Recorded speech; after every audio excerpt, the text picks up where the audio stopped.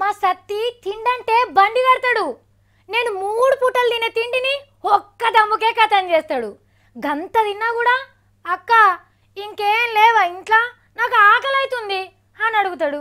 బోళ్ళు బోకెలు అన్ని ముంగటే చూపిస్తే గప్పుడు కానీ మూతి తుడవాడు, చేతి కడగడు. అగో మళ్ళేదో తిండి వరత తెచ్చిండట. చూసి మీరు కూడా కడుపు నింపుకోండి. జరుగుంది గీత మంచి మంచి అఫాలు పెట్టిండ్రు.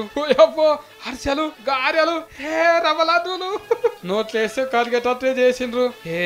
పచ్చొంకాయలు టమాటాలు కూడా పెట్టిండ్రు. బాదుషలు స్వీట్లు పులిగోర ఎన్ని చేసి పెట్టిండ్రు. ఓయమ్మో లెక్క పెట్టు నాతోన అయితలేదు గాని తినుడు అయితే నాతోనే అవుతుంది.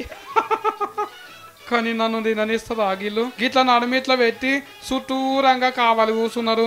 ఏంటిది కావచ్చు? ఓ పెద్దమ్మ ఏంటి గిట్ల పెట్టిండ్రు? నా సొంతల కోసమేనా?